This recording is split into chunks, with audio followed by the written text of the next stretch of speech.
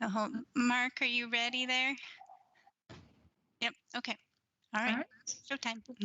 We are the Sherwood Library Advisory Board, and the meeting will come to order right at 6:30 p.m. And we're going to start with roll call. I'll go ahead and start. I'm Melanie Dobson, and I'm the chairwoman of the Library Advisory Board. And I think we'll just go to you next, Randy. Thanks, Melanie. And I'm Randy Mifflin, and I'm the vice chair here on the library board. And Fritz? Yep, I'm Fritz Kalashewski, position number 4. I'm the rural representative. Great. And then Jane? Hello, everybody. My name is Jane Van Kuren, and I'm position 5. Nice to see you. And then are Steve and Danny or Lily on yet? No, they have not arrived yet. Lily won't be making it, but Stephen and Danny we can hopefully introduce when they arrive. Okay, that sounds good. Adrian? Yeah. And I'm Adrian Doman-Calkins, Library Manager for Sherwood Public Library. I'll pass it to Crystal. I'm Crystal Garcia, Adult Services Librarian. Great. And then Counselor Scott, would you like to introduce yourself? Sure, Counselor Doug Scott. I'm filling in for Renee, Counselor Grouse tonight as the council liaison to this board. Fantastic. We're so glad to have you this evening. And I do have one guest. I'm just going to swing it over. My father's here from Ohio, and he's a big fan of the library. So he has joined us here in the corner. You say hi. Hi. What's his name? Introduce yourself, Dad. Jim Baroth, and I live in Ohio.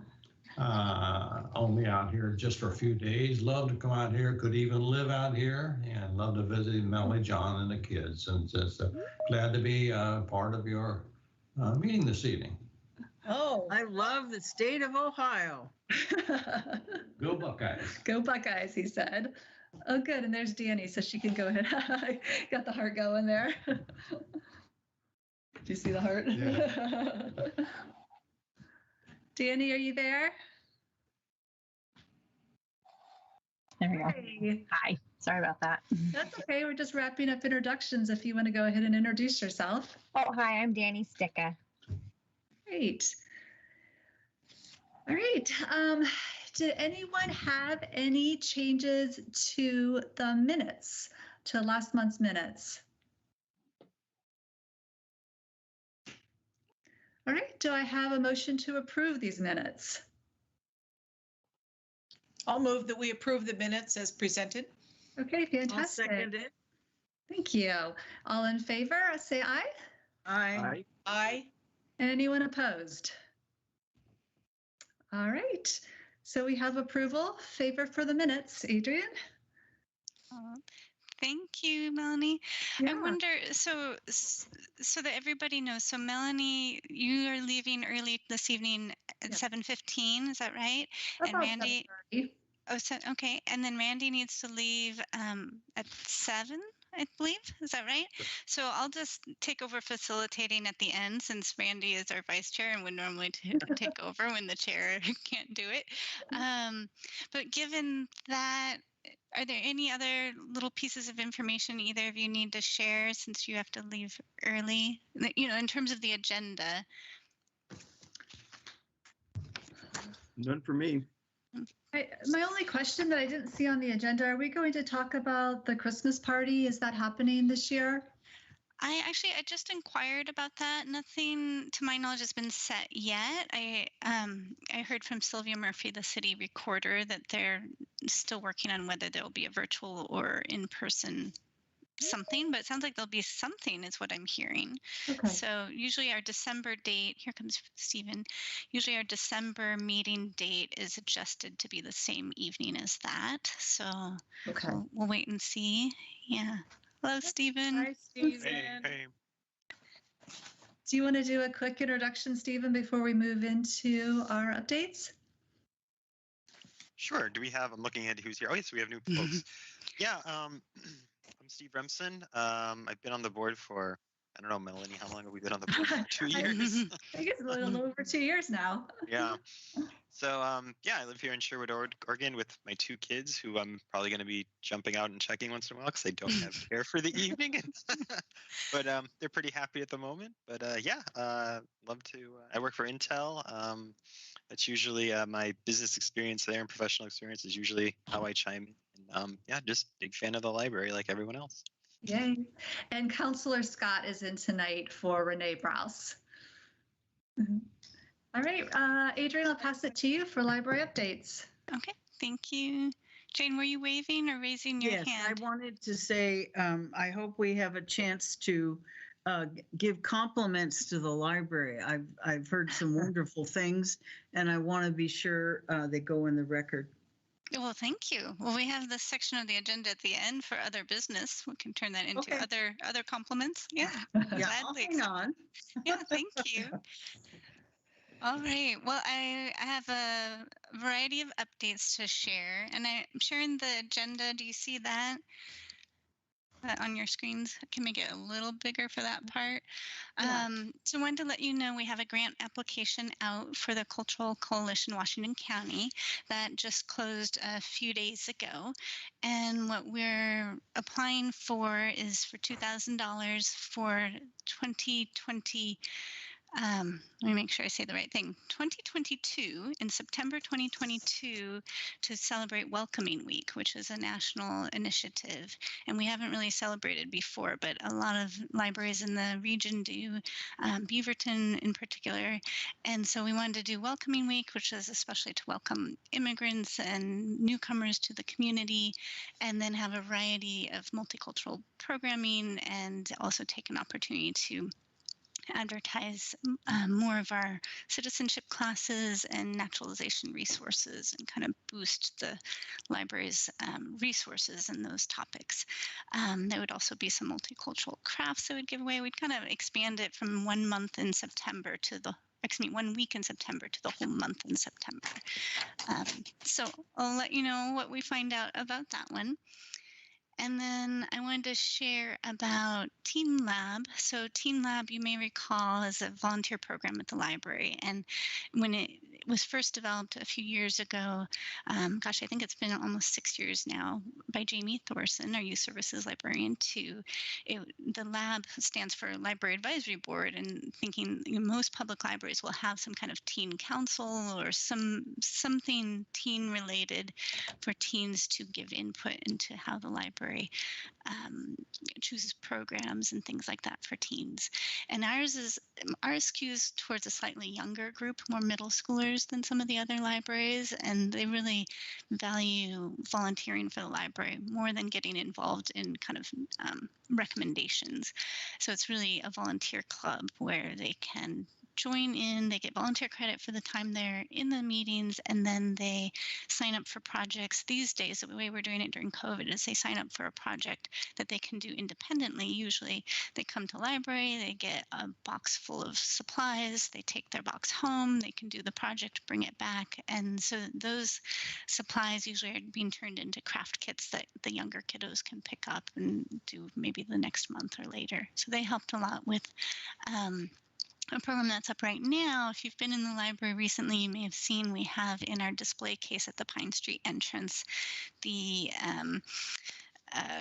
Adopt a Puppet kind of exhibit is there. So before the pandemic, we had all these really soft, lush puppets, and they'd gotten a little bit worn out. We were about to buy new ones, but of course the pandemic came and nobody wanted to touch anything that you couldn't wipe down with bleach. And so the puppets, the older ones, had just been kind of sitting there. Jamie had this idea way back before the pandemic to put them out for adoption right as we got our new ones, because they're still in good shape. They're just not quite as they don't look as good as we'd want them to for the public library. But the Teen Lab volunteers, what they did is they each took photos of them and wrote a little blurb about why the animal is so cute and why to adopt it. And then those are on display in that exhibit case. And then mostly younger kiddos, we're also getting some adults apply to adopt one of the puppets.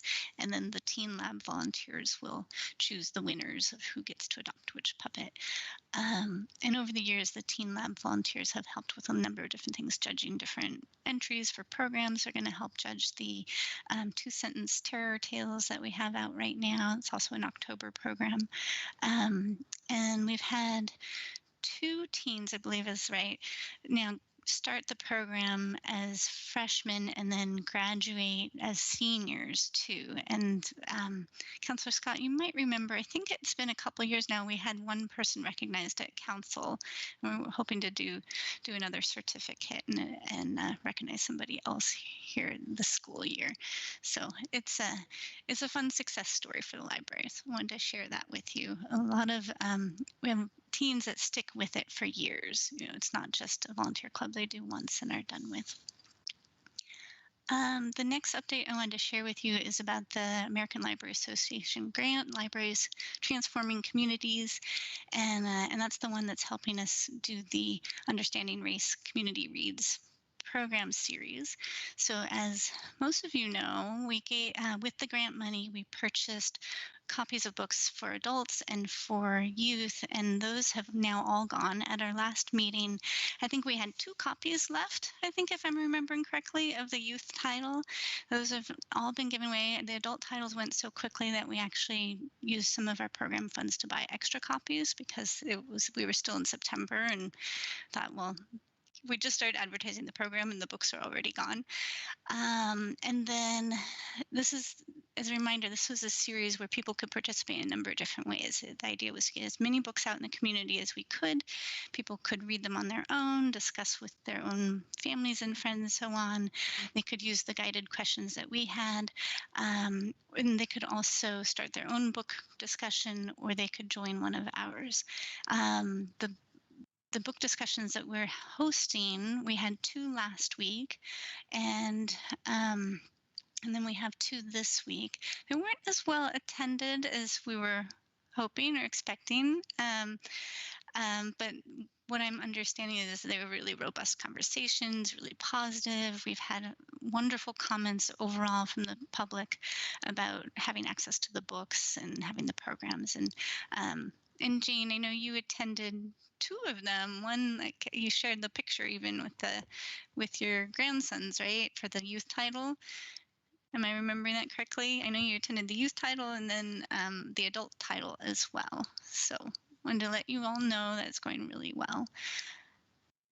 Any questions so far?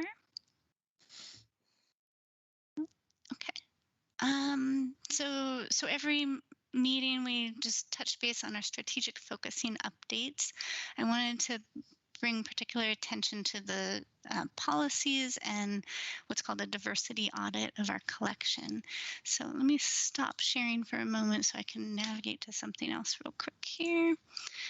I'm going to bring up the page that I always bring up. And I do recognize this needs to get updated here soon too. We're kind of, so I should recap. So the strategic plan had expired in 2019. Our strategic planning process was put on hold. It was already kind of on hold for other reasons. And then of course with the pandemic, we put it on hold and instead pivoted to shorter term strategic focus areas. And those have been changed twice now to be flexible and update as things were shifting quickly. So let me just share my screen again here. Moment, oh, it should pop up here soon.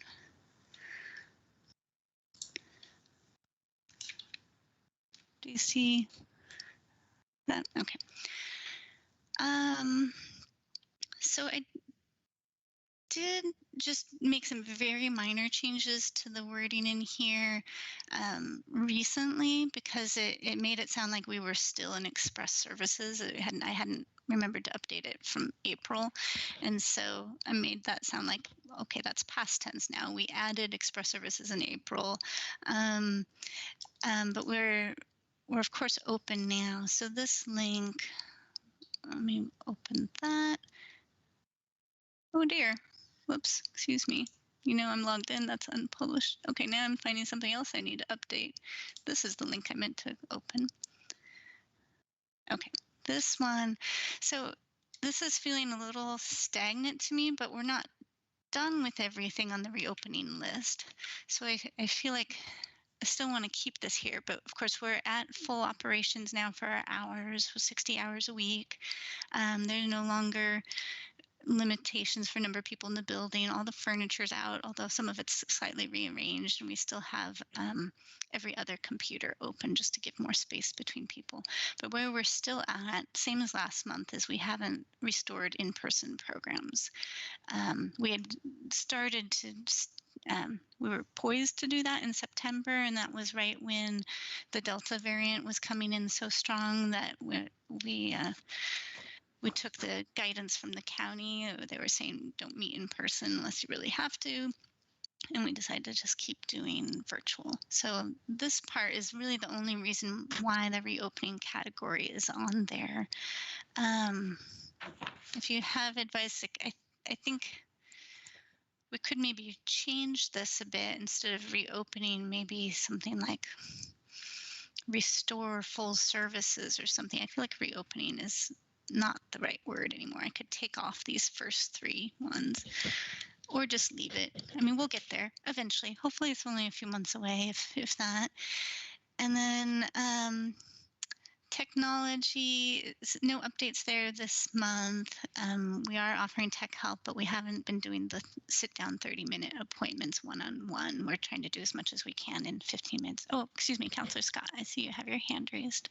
Sorry, I just had a question going back to the in-person programs. Do we have a new timeline of when we're planning on starting some of those up again? Well, there's nothing official, I mean, we're kind of looking at what the guidance will be from, like, if the County Board of Commissioners lifts their advice. I mean, certainly that would be helpful, but because we're in this limbo period where we don't have to not do them, we just don't think people will come, and we need to balance staff safety and so on. And so what we're talking about on staff is like, okay, well, assuming that the vaccine for youth ages 5 to 11 goes forward here soon, and assuming that, there'll be some gathering that happens with the holidays, and we don't know what to expect with statistics with cases and so on then. But assuming by January, we'll kind of know how things are settling. And so we're kind of tentatively talking about some in-person programs, really small ones, and with adults in February. We're not advertising that yet, but we're thinking some of our computer classes where we might just have 4 or 6 people in the morning before we open, we could spread out really well. And then hopefully by spring be able to do more. I feel like every time I answer a question like this, things change, and maybe we can do it a lot earlier, or maybe it will take longer, but usually we're planning ahead one season in advance, for how specific the programs will be. So the book clubs and everything, those are all planned through fall and winter to be as is. Story times, I know the parents are really eager to meet in person again. And so we hope to add those back in when we can. It's not as specific. Yeah, no, I mean, things change rapidly. I've been supposed to return to my work multiple times and still haven't. So I get it. I'm just curious what the theme was. So thank you. You answered. Okay, good. Any other questions while we're talking about questions? Okay. So for equity, one of the things on here is revisit policies with an equity lens. And I wanted to bring that up because there's been a lot of discussion in the librarianship field recently, and particularly in Washington County, about collection development policies. And some of you that have been here longer know that we recently updated, or a few years ago, I should say, we updated our collection development policy, which is the core policy for a public library, for any library really. And I feel really good about our policy, but now looking at it with a different lens, with an equity lens that is strengthened by, for myself at least, conversations have been happening in the last couple of years, and especially more recently, there have been a lot of conversations about not just having something for everyone and having a robust collection, but also, what is our role about not having materials if they're bigoted materials. And so it's a really tricky balance in a public library. And the conversations there are new conversations in the field. And so as librarians, we have, as a reminder, we have 7 master's degree librarians here at Sherwood Public Library. 2 of them are part-time. And we all do what we call collection development, where we're selecting materials. And we use our collection development policy to guide those decisions. It gives us a lot of parameters for choosing quality materials and choosing materials that fit for a public library our size too. Like, for example, we don't collect, generally speaking, academic works, because that's really more the job of an academic library. And we just don't have space for everything.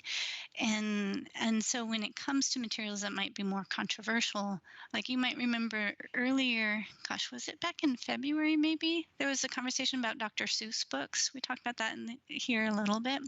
And that actually helped spur some of these conversations happening in the county. Like, well, so as a recap, Dr. Seuss, had been publishing for decades, and some of the titles, especially the earlier titles, really had, well, I think it's fair to say some really strong biases, and some people would say very bigoted.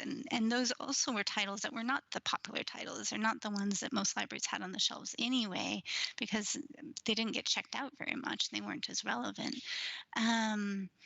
And they're getting worn out, and the publishers recently said they weren't going to print more. But the topic helped spur conversations.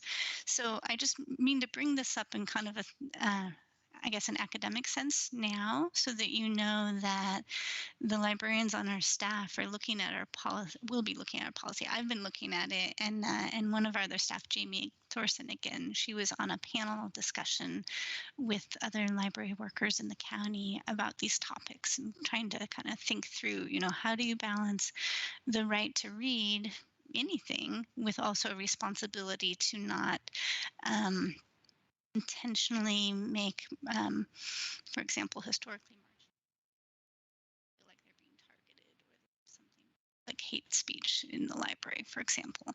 So those are conversations that have tricky answers, and just wanted to bring that up so that you have some context for why I'll be bringing the policy forward. I think our policy is really good as it is. It still stands really strong. It doesn't specifically have a statement about anti-bigotry or some of these other newer phrases, but it does back us up if there was something in the collection that really was inappropriate.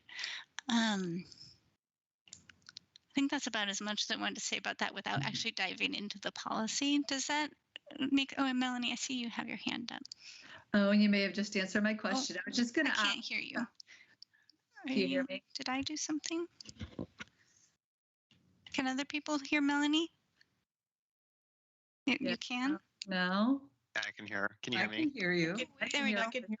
Sorry, Okay. I had accidentally leaned against my volume switch. Sorry.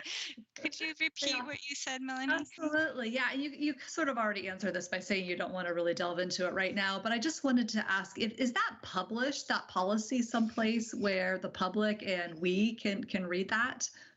Yes. Let me navigate over there real quick. I should have brought that up. So are you seeing that I changed pages here? Okay, so under About the Library, Administration, and then Policies. And then you can just scroll down here to Supporting Documents, Collection Development Policy. So this is a 5-page policy, which for us is a really long policy. I think it's a really good policy. I really think maybe all we would do to strengthen it is up in this scope section, or maybe here on page 1 or possibly the top of page 2, just add a sentence or two. And I'm still researching, some example sentences to add. So what's happening here is there's this conversation that's happening nationally about how do you balance intellectual freedom with also a responsibility to have to not intentionally have bigoted materials. And I don't mean to say that we're going to attach a value statement to every book, because not every book is going to be what do I want to say? I mean, we're not going to go into the business of censoring everything, but for some really extreme examples, would a policy support us in saying, no, we're not going to add that to our collection, for example? So, something that says like all this group of people should be killed, for example, that's pretty extreme. Yeah, it's an interesting topic of conversation to be sure. I think there's a lot of danger going down that path, but I understand also the impetus behind it too. So it's as you said multiple times, it's very tricky. Mm-hmm. Yeah, thank you. And I think there's some really good examples that we can pull from libraries that have been doing some of this work, but it's not common yet. It's hard to find examples. Like I've got about 3 examples so far that I think are really good. So Adrian, you may have already answered this, but this policy isn't about pulling things off the shelf that are currently off the shelf. This is about new materials to put on the shelf. Is that what you're saying? It's actually, well, the policy is both. So collection development in library speak means adding materials, taking materials away. When do we say we're going to have replace a copy? When do we say, well, no, you can still get that through interlibrary loan from a more specialized library? And then weeding the collection or deselecting. So this part about collection maintenance speaks to what you're talking about here. So the decision-making process and criteria follows the selection criteria above, which is about adding material. And then these additional criteria, is that item still available? Can we even replace it?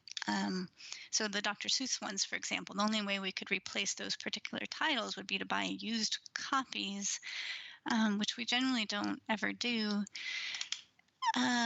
Is it in another format that might better serve the same purpose?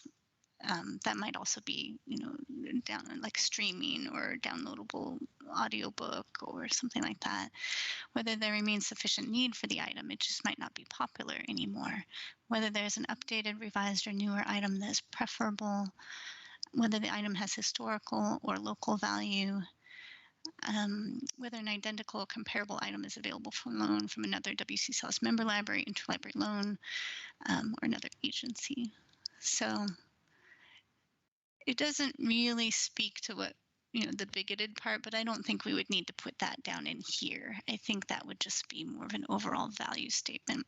Like if you, pardon, I don't want to make anybody dizzy, but I'm going to go zoom up to the top. Here we go. So with background and scope, for example,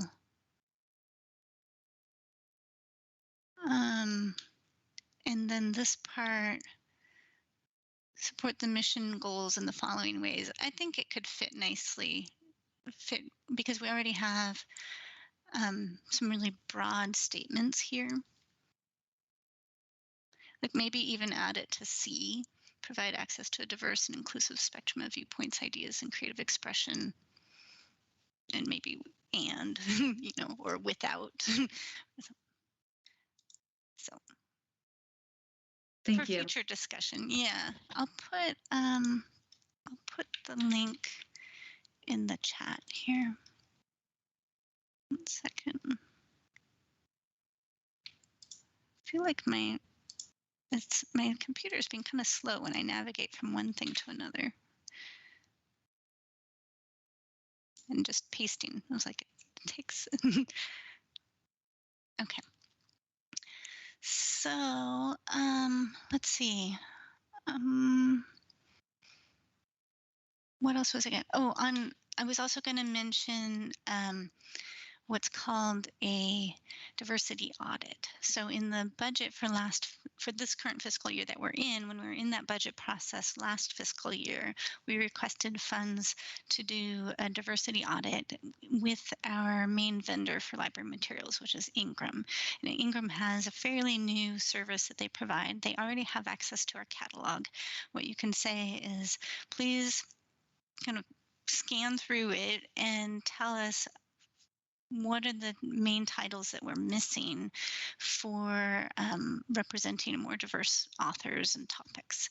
And so then they give us a report, and then our librarian staff can look at that report, and we have some funds set aside specifically for the project and to add those titles. We're hoping to do that project in January. We don't know yet if January will be the right month for them. Oh, I see Randy just left. Bye, Randy.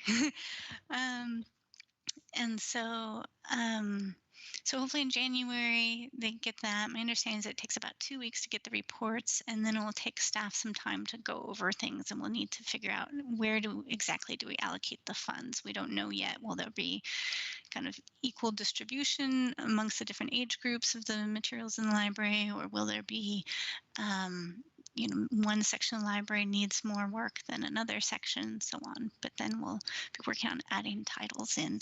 And we also don't know, will this be a project that we need to carry on into the next fiscal year? Will there be enough recommendations that we feel like would be good additions? We'll use that report, of course, with our collection development policy and make our own decisions about what to add. But there may be so many good titles that are recommended, but the budget will only allow a certain part, and we might roll that project into the next fiscal year as well, working within our budget, of course.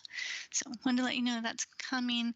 It's not necessarily on here, but I feel like it fits within equity. It wasn't a call out box on here. And then the last thing I'd mention is the user survey results. We looked at that last time. I have now put that report on the public website. Melanie, do you have your hand up? Is that from last time? That must be from last time. Okay. Oh, did I load? There we go. Sorry about that. Okay. Oh, sorry. Lowered. Okay. All right. Any questions about strategic focusing? No, just on the last topic of equity, I appreciate you bringing up that, and especially the part that's a little bit more sticky and hard to make the call on. I don't know. Just speak for myself. One of the main reasons I joined the board was because of its strong focus on diversity, equity, inclusion, and it's part of the library's mission. And so I hope that continues to guide us. And then also just I'm super pleased to see that you're connected to what is with your peers, right? And what's the forward-thinking things in library science, and what's the correct call to make here? And I would really hope that we all sort of rely on the experts too, right, for what's the best steps to take in that regard. So, thank you. Thank you, Stephen. It's nice to hear. Keep the color coding going. I turned to the purple section first to see how we're doing. I do. That. Yeah, it's important. Oh, good. Are you any feedback about keeping the reopening column? Do you feel like it's okay to keep it until we get through having our programs in person again? Well, I think that we need to document what you've had to go through, in 2020, 2021, and before long, it's 2022. And it's almost like a scrapbook of what you've had to do. I don't think people realize it. Oh, pandemic recovery. I see, Counselor Scott. Yeah. Oh, there you go. I like that. That's nice. Yeah. And I could change the verb tense on here, or just delete these first three, I suppose. That would be more clear. I think it would be Um, interesting, Adrian, to delete those first three and then break that last one down into 4 or 5 different sections. That mhm. way, as you know, as you have outside events, you can take that off in small groups and baby story time and, kind of do those one at a time versus trying to lump all those together. Yeah, that's really I like good that. advice too. Yeah. Yeah. And I could do that with technology. There's some things that I can update in there. And I could even, on the equity, I could add the part about the audit, remove the users. Yeah. So I'll just go through and I'll kind of update it to be current. And Melanie, I like your advice there to break out the restore in-person programs one. I could call it 2021 to 2022 or something like that. And we'll just keep going. We'll just keep going. One day we'll have a 5 or a 3-year plan. Right now we've still got like a seasonal plan. Yeah, I'll echo Jane too. I like the idea of telling the story and how it's been a phased approach. And I remember the beginning, right at the pandemic, I think the board had mentioned like, we're going to have to be adaptable and, some things are going to have to stop, some things are going to have to change, some things are going to have to start. And I think that's gone very well, right? I've been actually quite pleased to see how well you all managed this. Yes, thank you. It's great. It's nice to have the support of the board. I'll say that. I feel that counts for a lot. Let's see. I want to bring up the agenda again. How am I doing on time? I feel like I spent more time on that than I wanted to. 6:55. Oh, Yeah. I'm way past. Okay. Okay. Let's see.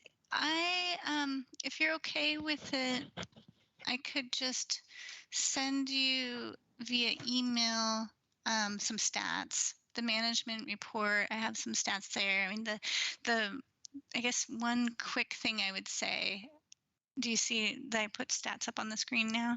So that if I were to tell you one thing, this really excited me. So notice this is a positive number. This is a plus 5%. Yeah. So this is our total checkouts, includes digital, for the month of September. The previous year, of course, was, almost half. But the previous year, so the 18-19 year was the last full year of non-COVID anything, right? And we have surpassed our September totals for that year by 5%. Incredible. Yeah, Wow. yeah. And last month we were minus 2%, so it felt like it was coming, and so that feels really good. We are about on par. So if you look at this row, so physical checkouts and renewals, if you compare just to last month, it's almost the same. But the thing about that is September is usually lower. So if you look at that pre-pandemic year, it was 29,000, then dropped to 26 because people are just busy with school starting and all of that. We see things slow way down. So the fact that we stayed almost level really is kind of like an increase, Digital checkouts, we weren't sure, how is this pattern going to hold? It did go down almost 1,000, but it's still higher than it used to be. So I expect that that's going to stay much higher than it was pre-pandemic because just behavior has changed. But I'll email the rest of the report. I'll make it look prettier instead of just sending you an Excel spreadsheet. You can kind of paste in. So with that, let's see. So, all right, if I go ahead and switch to our SWOT. Yeah, that's fine. Okay. I'm going to stop sharing this and close a few things. So I think some of you, this is your first SWOT analysis with us at least. As a reminder, it's an annual report that's completed by every board and commission, and it goes to city council. Pre-pandemic, there would be this wonderful in-person kind of summit meetings and delicious food and presentations from each board or commission, and it was just a really nice opportunity to hear what everybody in the city was doing. And then last year we submitted our reports, but there was no meeting. This year we'll submit the report, and I'm hearing that it sounds like there'll be a meeting of some kind, either virtual or in person, but I don't have a date for that yet. So because I knew, that Randy was leaving early and Melanie has to leave early, and I just thought, how are we going to get everybody to have a chance to give input? And then I found out Lily needed to miss tonight too. So I put this cloud-based so that we could kind of asynchronously contribute ideas. Lots of people did their practice Jamboard, so this is a Google Jamboard. So thank you. It got cuter, and I'm gonna go. Oh, excuse me. I'm not sharing yet. Sorry, I've got it on my screen, but I'm gonna share my screen again. So I've got the Jamboard. I had trouble here. following instructions. I put my samples, I didn't put them on the practice page. I'm sorry. That's all right. Most people put them on the main page. Well, we got to read instructions. Yeah, there we go. Oh, look, it's even gotten more since I looked at it just right before the meeting. So, there's the SWOT, strengths, weaknesses, opportunities, threats, and then the report also asks for our major accomplishments for the year and what our goals are for the coming year. And goals is usually just 2 or 3 kind of main goals. So maybe no surprise, I added these blue ones on the accomplishments page of what I'm seeing as accomplishments. I'm going to kind of do an overview of the whole thing and then come back. For strengths, I pasted in what we said last year, and so I can update things, but if we want to add new concepts, I wanted to spend some time just kind of brainstorming what people think the strengths are. And then weaknesses will be next. And then opportunities, kind of going a little fast. I don't expect you to read all this, just know that the information is there. And then the last one will be threats. Threats to the board sounds awful, doesn't it? That sounds. Please, if you ever get a threat, please tell me. Or call PD, call the police department. But threats to the capacity, I think, of the board or the ability for us to do our work, and then goals. We can do some of that. And I put a parking lot page at the end in case there's some ideas that don't really fit anywhere, but we don't want to lose track of those. So with that, let me go. I think this is probably the least dizzying way, is it, for me to go back? I wonder if there's anything anybody would like to add. I can make these a little bigger, I think, for accomplishments. So, well, I can add the compliments that I want to give, and you can decide if you want to use them. Okay. All right. This first one is really quite significant. People know that I'm on the library board, and a person wanted to know if she could tutor a student. She has private students. And I hesitated to answer her question. I said, try that feature called Ask SPL. And it went really well. I mean, whoever was on the board, you know what I mean? That you ask a question in an email format and they answer you. Whoever responded gave her the information she needed right away. And that was good. And the answer was yes, you can bring your student in and tutor, and you just follow whatever the current rules are, masks and, sitting separately. And then the other one is I needed a bunch of books on loan. I was tutoring a student whose religion was Muslim, and I needed books that transmitted cultural, I was going to, be working with the student. It was amazing how many books we had, stories that were appropriate. They did come maybe from other libraries, but they came really fast. I mean, I couldn't even keep up with them. So that was a real boost to me as a person, that I had all these resources so I could be ready to tutor my student. And I think you guys know that's what I do. And then I have a child with disabilities who can read at a second grade level, and she's hooked on quite a few series books. And once again, you just knocked my socks off with how fast these books came, so that I had everything that I needed. That was online tutoring, and we both had the same book. She lives in another community. She doesn't live in ours. So we both had the same book, and we could, read out loud to each other and do all this stuff. And then my last compliment has to do with community reads. And I got to see Jamie and Crystal in action. And it was really, really good. And that's a reason to sign up, just to get a chance to spend time with those two librarians. And yes, we were on a difficult topic, but the empathy and the concern for individuals in the community is what I was very impressed on.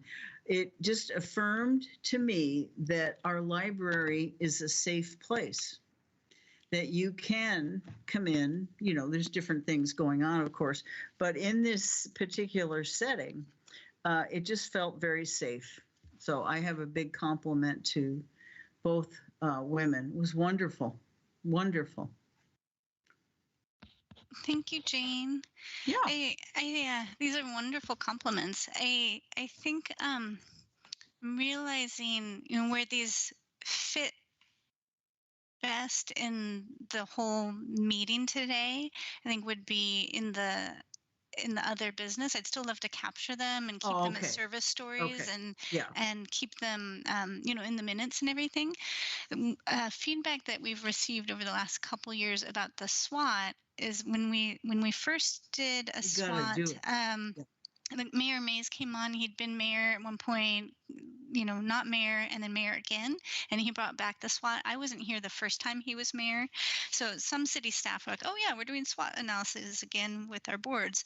But there was kind of that kickoff meeting. I'm not sure if any of you were at that, where the council came to our board meeting and we did a SWOT together, and Mayor Mays facilitated. You were there. Okay. And the SWOT turned into a SWOT of the library, which I thought was just how it was supposed to have gone. And then feedback I've gotten since was, no, it really should be a SWOT of the board, of the specific things the board is doing, contributing, accomplishing.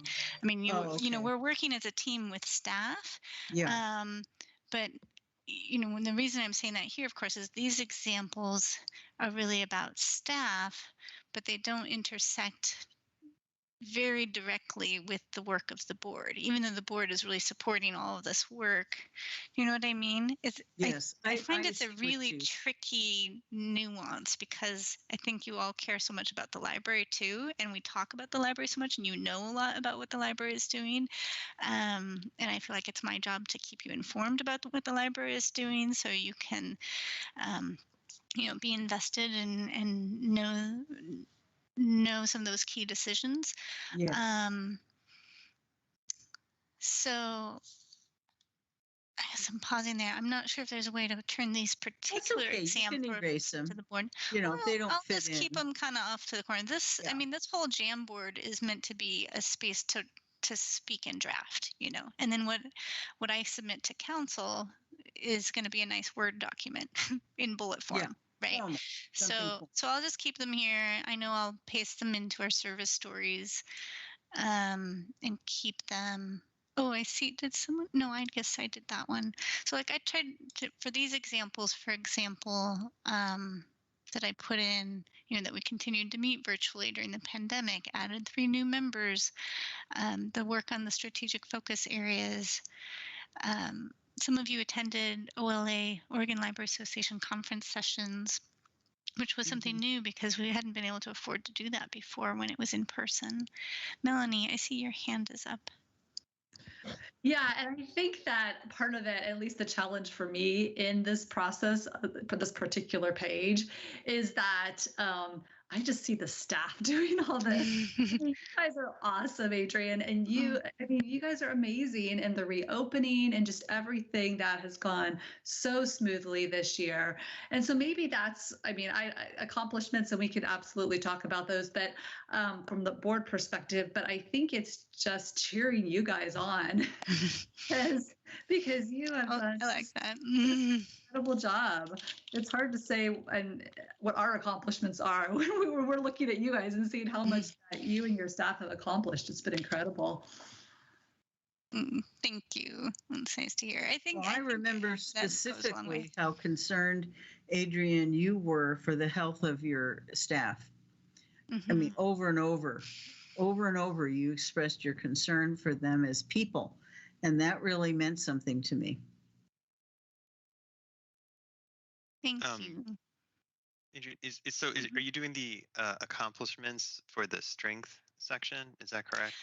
So we're on, so the document that we give to the board, the document that we give about the board has the SWOT, the strengths, weaknesses, opportunities, threats, and then it also has 2 questions. What are your 2 or 3 most significant 2021 accomplishments for this past year as a board, and what were your 2 or 3 major goals, or excuse me, what are your 2 or 3 major goals for the upcoming year as a board? So I guess my comment on accomplishments would be, we could say, it's you're sort of the recipient, right, of everything that we do in your team. So it's where you, I think, feel that we've had impact. But I think my sense is that, without patrons coming into the library, maybe the board's feedback was a little bit more valuable or critical than it would have been otherwise. So that might just be a slight add-on to the one blue sticky you have.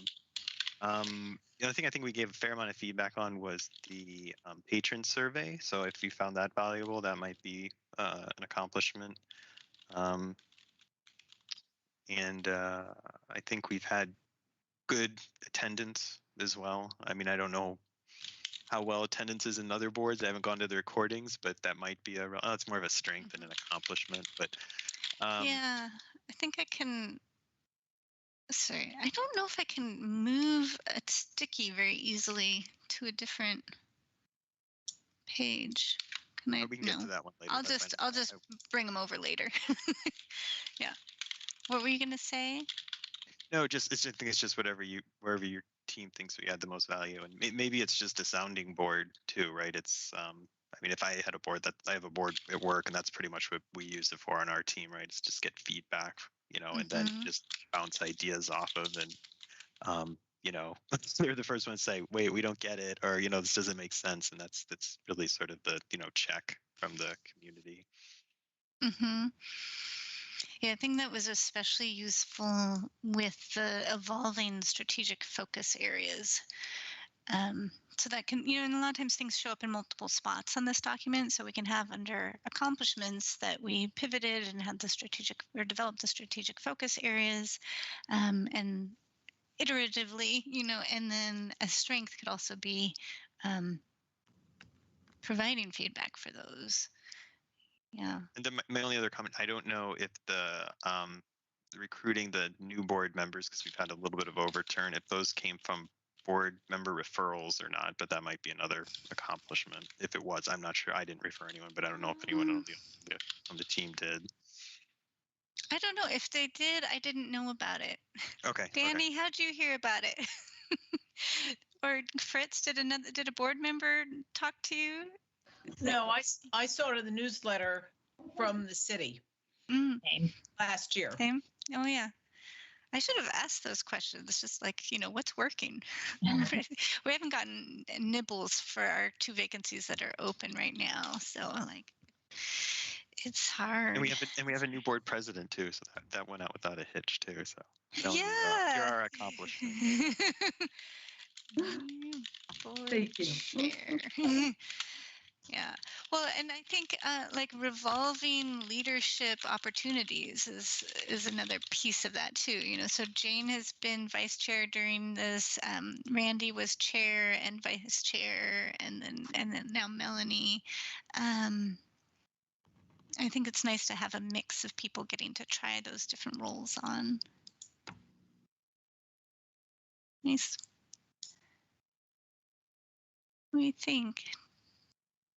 Danny or Fritz or Jane, do you want to add anything?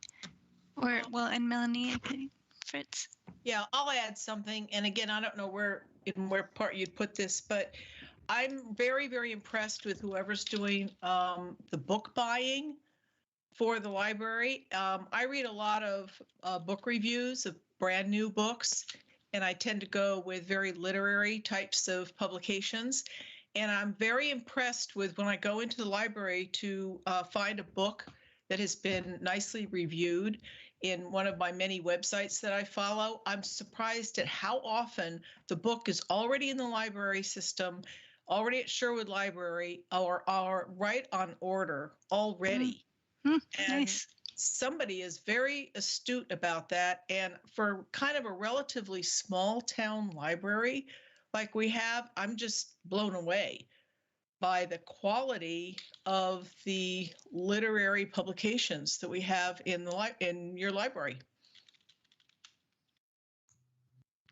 That's wonderful feedback. I'm going to guess that's Crystal.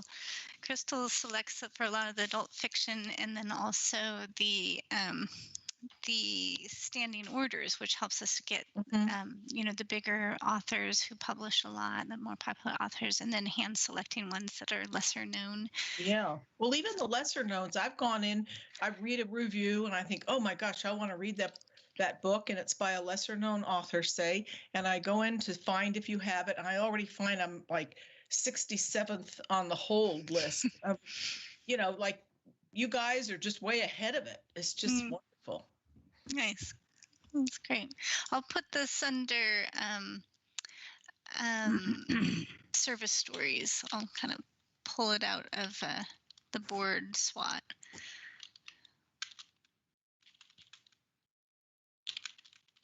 Don't you think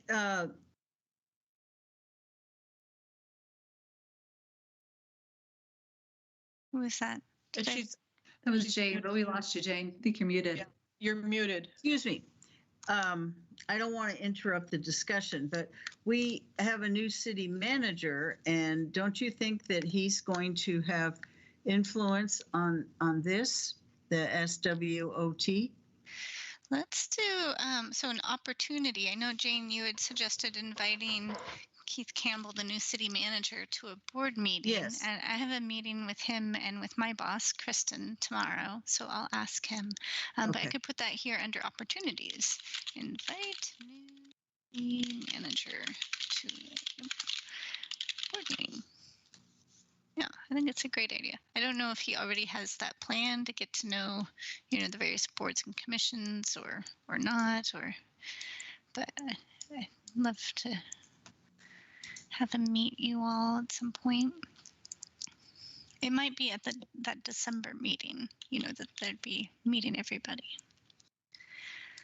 Well, how about this? What if we look at last year's strengths and just see what we think about. So some of these don't fit anymore. We've got, let's see, can I make this bigger? It's strange. If I make it bigger, that part gets smaller. Okay, there we go. So we talked about adaptability and resiliency, our quick pivot to online only services, adding curbside.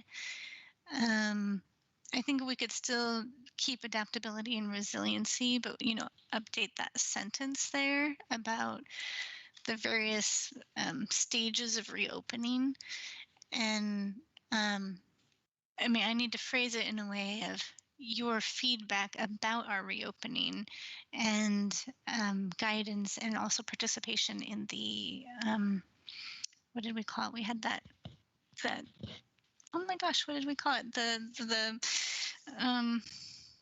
dry run. You got to come to the open house. It wasn't called that, but you know what I mean. In April. It was practice. You were our first public. Yeah. Yeah, we were The dress practicing. rehearsal, being Adrian. Dress rehearsal. Yeah. On staff, we called it dress rehearsal, but I think when I sent out the invitation, I called it something else. Oh, anyway. with that. And then we talked about community support and investment. That was because the levy had just passed. So I think I'd just take out that bullet for right now. Although maybe replace it with something else. The strategic planning I could update, that we continued evolving these strategic focus areas. These all look like strengths of the library, not of the board. Yeah. Well, the first one, I think I need to do a better job of phrasing it. I mean, I think I could maybe. Well, I think the board was adaptable in how we met, right? I mean, certainly people on the board could have decided to bow out because they didn't want to meet virtually or meet at different times. I know Jane was quite flexible with her time when we were meeting at that earlier time, which wasn't, I think, great for her. So, I mean, I think the board itself has been adaptable to continue to meet.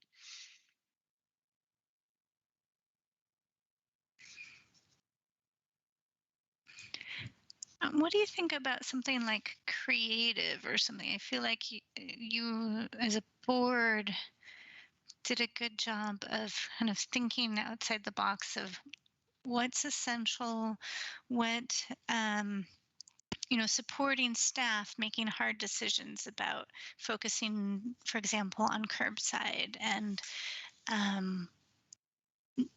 doing what we could and adjusting expectations. Maybe creativity is not the right word, but compassion for staff. Can I add that on your behalf? That's a good one. Yeah, no, I would say that the board is collaborative. I think there's a thought diversity right on the board. There's a lot of different professional experience in terms of age and gender. I think we have good diversity. I would like to see more people of color, and then Spanish speaking as well. So maybe that's a weakness, but because I know that's one of our patrons, and so it'd be good to get some feedback there. But I mean, in terms of problem solving collaboratively with you and staff, right? The diversity of professional and life experience, I think, is a good one too. And then I think age and gender representation would be good for the diversity of the board on the good side of the coin.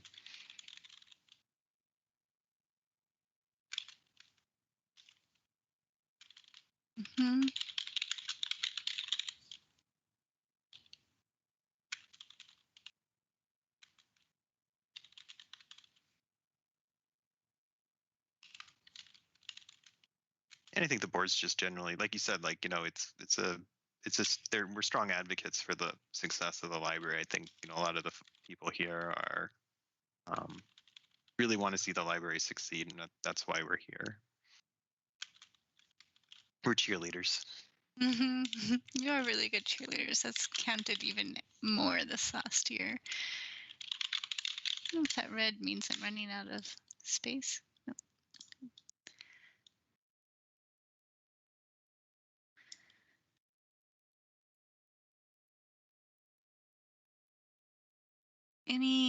Anything anybody wants to add to strengths?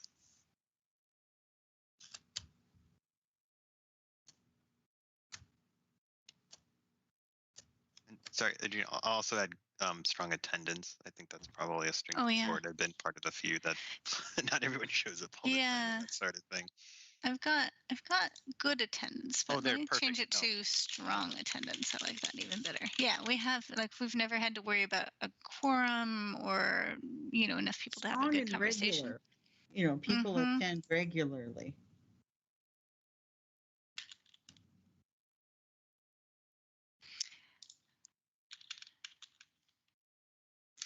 Yeah.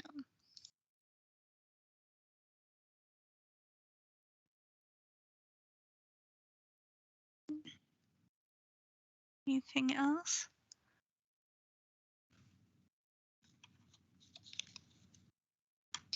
And so this jam board, I'll keep up.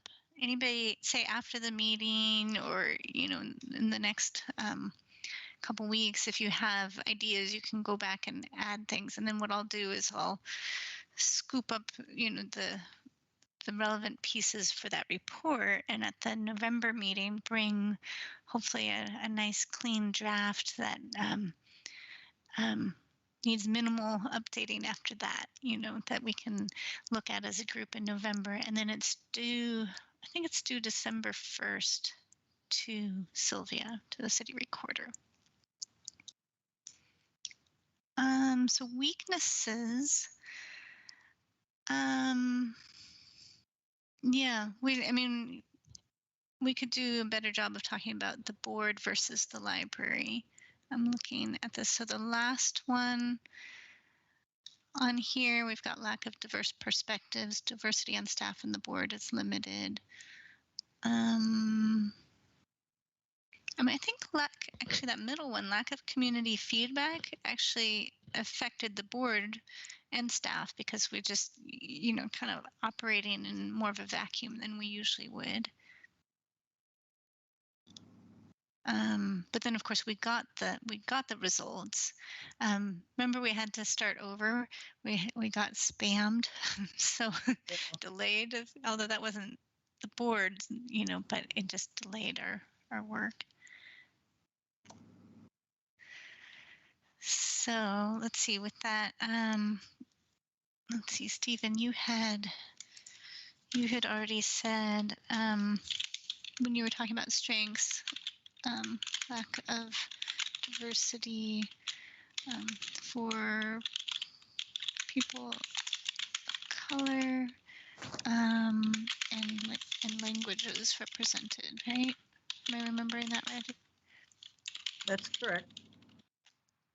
Yeah, I think in Spanish in particular would be useful because I know we've talked a lot about you were trying to get those folks surveyed, and then we had some problems getting respondents from that group. So I just feel it's probably a group of patrons who are really not getting a lot of customer.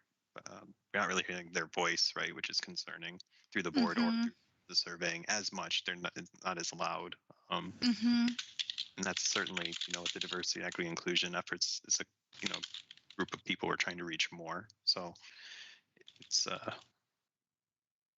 which actually might be a threat, to be honest, on the other side from the survey engagement from groups that we would like to be more inclusive with. I'm pausing. I'm thinking. Could you say more about what you mean about it as a threat?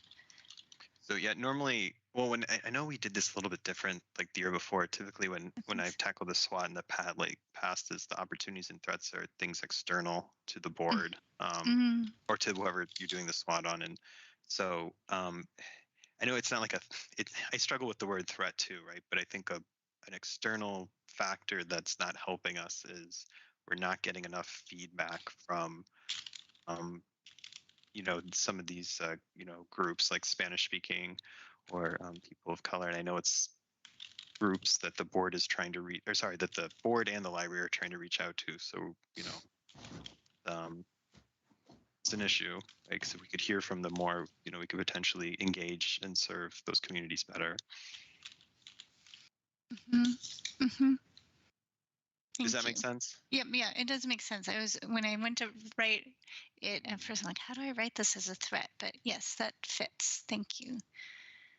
I hope that when the census data is more readily available and we're able to interpret, I hope that we respond. It's a threat if we don't have the information we need, and there might be something there that tells us something new about our community that we don't know. So I'm pretty interested in having an interpretation of that. I am. Let's see. So when do you put it under? It's an opportunity to get it, and it's a threat to be acting without it. Is that kind of what you mean? Yeah, or okay. we probably need some help to understand it. I worked for them and I went around and knocked on doors, but that doesn't mean I know how to interpret it. I'm not a policymaker. I collected it.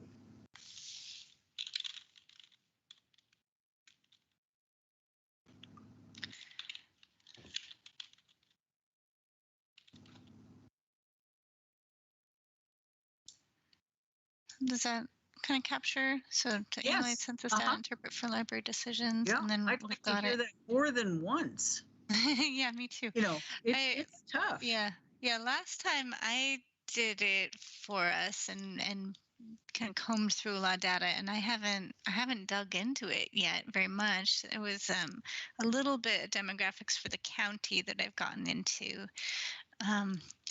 It'd be a nice thing to just find a consultant and can say, "Can you please do this?" and just like give me some. WCCLS. They'll talk about it. Yeah.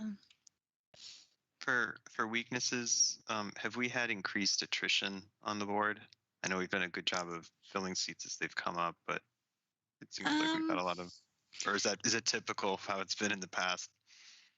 I wouldn't say this is typical. We've had one vacancy that's stood vacant for more than a year now, which was really unusual. When Danny and Fritz, Fritz, one moment, I see your hand, Okay. and No, that's fine. I'll wait. and Apologies. Vish, when Vish was came on, we actually had 4 vacancies at that time. And so that same vacancy has stayed vacant. And then the city did another recruitment, but in the meantime, Vish moved out of Sherwood, so his position is vacant again. That sort of thing with someone moving, that's not unusual, but to have a vacancy for so long, for over a year, and not be getting applications. So we've been posting it, and sharing it in social media and newsletters and all that. My past experiences, like, it really makes a difference to kind of hand sell it, and we haven't done as much of that as we could, with, like, say, like regular patrons and people who come to our programs and people who've expressed interest in participating and that kind of thing. So yeah, I'll put that. Yeah, maybe it's just long-term vacancies. Yeah. Fritz, what's on your mind? Okay. Actually, this is good news, and I guess you probably put it under opportunities. But some time ago, when I first joined the board and we were really shut down, is that we had very bad internet service for people like myself out in the rural area. Sherwood broadband was expanding out to more of the rural area, but it was very, very expensive. But for all the people out here who were on Frontier, Ziply Fiber has purchased Frontier and is now offering fast Wi-Fi. Good. Rural area, and they've come up onto my road, and all of my neighbors have it, and I've signed up for it, and it's relatively inexpensive. So they're expanding out into the west side, into the hills here, where I am up on Chehalem and Laurel Ridge. So that's great for the library, because one concern we had was especially the kids who were in school online, or anybody getting ebooks. It was terrible with the internet, the slow internet service we had out here in the hills. So that's been great. Ziply Fiber, having them come out here is great. Good. Yeah, that's really good. That's nice to hear. Yeah. Mm-hmm. So I'm wondering, it's good for us to know in terms of library planning and services and access. In terms of a board opportunity, I mean, maybe that would translate to like increased participation. Well, I mean, it helped you obviously to be able to participate virtually. It would help kids in school, take anybody on the internet, for faster delivery. Mm-hmm. I was trying to frame it as about the board and not about the library patrons. Mm-hmm. I wonder if it might help with future recruitment too for rural reps. I don't know how long. I mean, we'll probably go back to in-person meetings probably around the same time we do in-person events, I would guess. I don't know. That decision's more of a city decision. Well, what if we had the option to join virtually even when we do go back? Mm-hmm. Because I mean, that could be a really great thing for a county rep who has to drive in further to go to meetings too. Mm-hmm. Yeah. Yeah, I don't know. I don't know if it's harder to facilitate a meeting with, mixed in live and Hybrid. not, but I think we could do it, especially, having done this for so long and being used to this format. I think it could work. I mean, I could put that as an opportunity, like maybe consider hybrid meeting formats. Mm-hmm.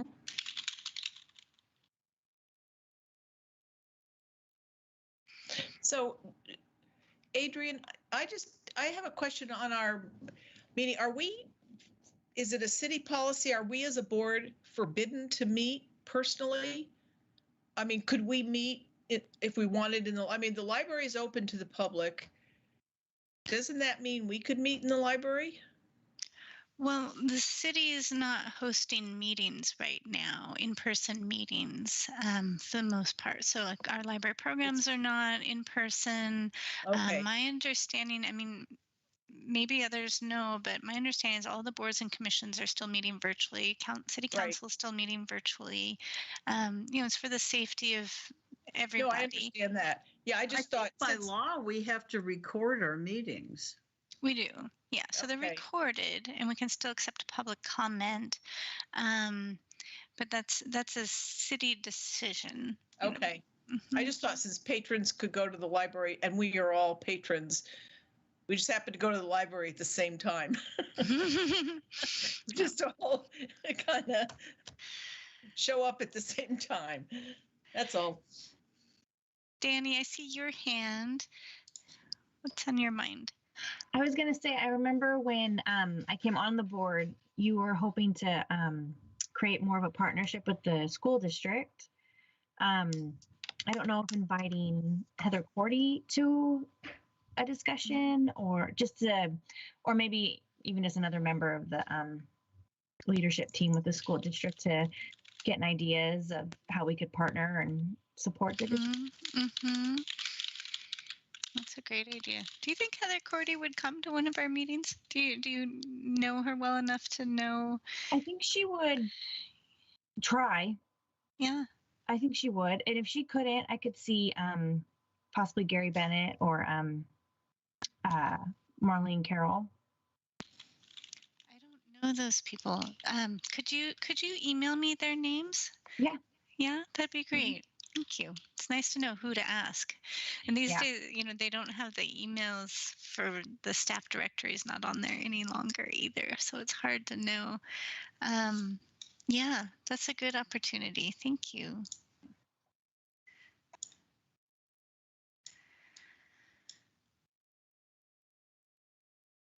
Danny, do you have any other thoughts that on ones we haven't looked at yet for the SWOT? I mean, excuse me, not that we haven't looked at, we've already, like the strengths, weaknesses, or threats for the other pages.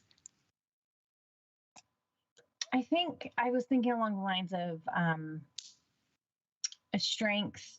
It was kind of more of a compliment for the library, all the youth programs that they were having. I mean, they still have them, but especially over the summer to keep the kids in the community engaged with the library. I know my girls participated in the different take-home kits, and they did that Among Us little meetup. That was really fun for the kids to do.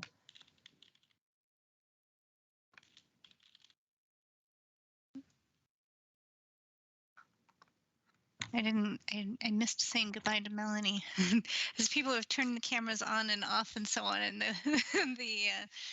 the group the bubbles, the little circles on my screen keep shifting around. Like, oh, Melanie's been gone for 20 minutes. Bye, Melanie. Thank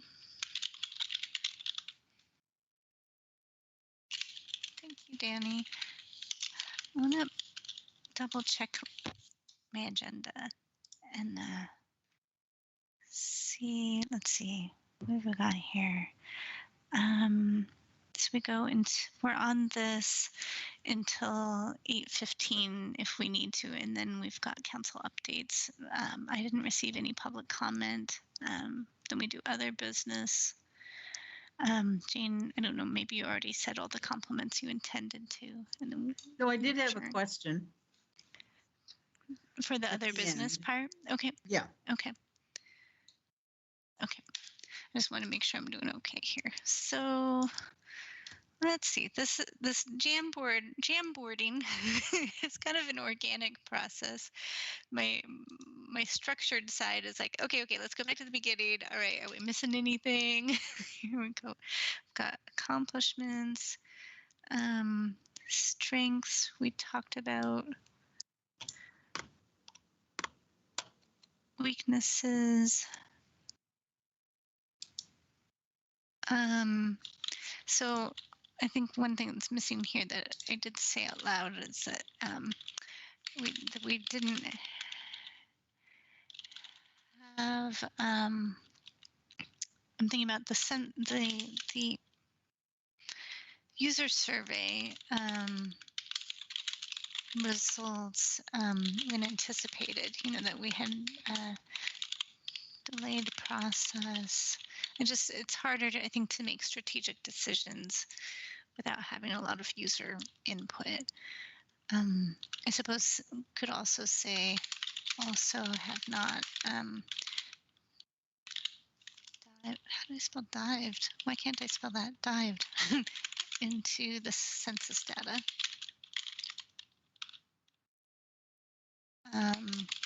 Both could have helped with strategic focus.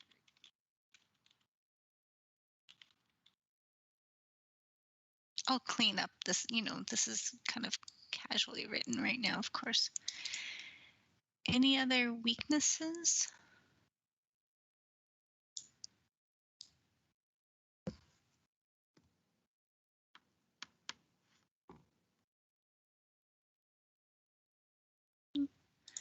Okay, and then opportunities.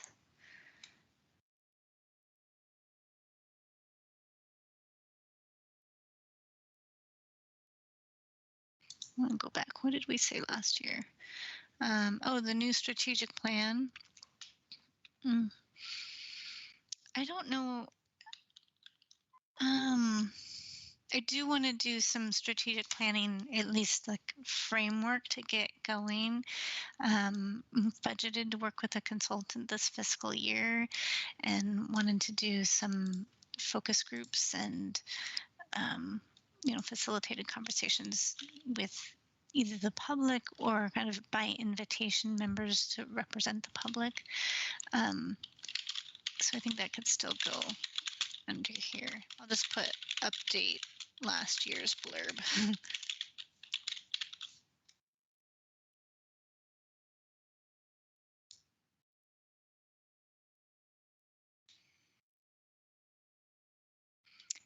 And let's see, so threats last year we had COVID, budget, digital literacy gaps. These were more about the community and external forces. And I think some of these could be written to apply to the board as well. So far here we have Spanish, not getting enough feedback from groups such as Spanish speakers and people of color, census data missing. I mean, I could put vacancies on here too, like if anybody else moves, we'll all of a sudden be a really small board. I do feel a sense of urgency of getting those filled.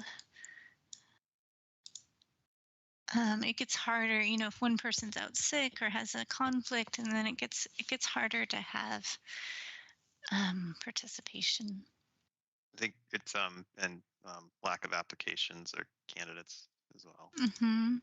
So that the pipeline has been a lot weaker, which is true everywhere, right? That's what the whole macroeconomy is doing. I know it's more for jobs, but still, it's that's the way the world is right now. Yeah, I don't blame. I mean, I wouldn't. I had to let go of some of my outside responsibilities because life's just more complicated these days. And it's a 4-year term too. It's a big ask. Was that Fritz? my question is there any way that you can have like a little poster board or something in the library at the checkout counter saying that there are vacancies on the board, and so that your frequent patrons can see that and, you know, kind of like a little notice that's propped up there that says we're looking for board members. I think I know I put one out at one point. I had paper copies of the application. Yeah. I need to look and double check that it's still where I left it. Sometimes things move around. I'll make a little note for myself. I thought about putting bookmarks in the holds and, you know. I was just going to say something along those lines. Why don't you just hand an application to everybody who checks something Yeah. out? Yeah. Right. Yeah. We'll make a report of like the people who read the most and check out the most. Yeah. I know we don't want to narrow down the applicants. Like this is probably the worst thing we could do, but we did speak to the weakness of the board not having representation. I know we do have some targeted seats for our high school and our county rep. Would we want to have a Spanish speaking seat, or even just advertise or put some of the flyers or advertisements in the role in Spanish? I think from it being a designated Spanish-speaking role, I think that would have to go through council and be adopted. I'm not saying I'm opposed to that, but doesn't mean you can't recruit in any way you want in the meantime. But was the county and high school rep? Did that have to be approved? Yeah. Okay, perfect. That makes sense. Yep. Yeah, it's in where does that live? Is it in the municipal code? Yeah, it's in the code. It's in the adopted code, which is why it has to be designated there.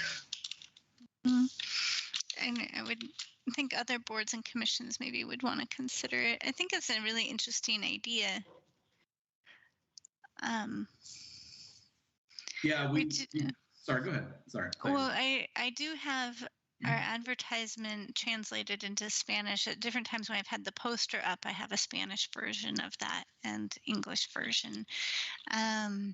But we could do a better job of putting that on social media in Spanish too. It's a great idea. And I think I need to update it. Sorry. Go ahead, Councilor Scott. I was just commenting on, when the council, probably a year and a half, probably a little bit before the pandemic, so I guess it's probably more than 2 years now. We kind of did a whole review and updating of the code, of that section of the code across all of our boards and commissions, because there was all of these boards and commissions that have been started at different times, and there was a lot of internal discrepancies. Some terms were 4 years, some terms were 2, some were 3. When they got filled were different, and then some of them had these kind of designated positions and some didn't. And I remember we had quite a good deliberation around, does it make sense to have more of these targeted ones? And I think the balance to that is we had such a hard time filling the spots to begin with, or if you start making them all super targeted, now all of a sudden you have even harder time filling the spots because it just becomes so it's like a balancing act. But I totally agree with the intent you're all talking about. Yeah, it might just be a good to that point. Just it's like a nice to have, right? Like we're sometimes in that resume, like here's the requirements, and then when you post a job, right? It's here's the requirements and here's like the nice to have, right? So having it in Spanish and say like a big plus would be Spanish speaking or. Yeah.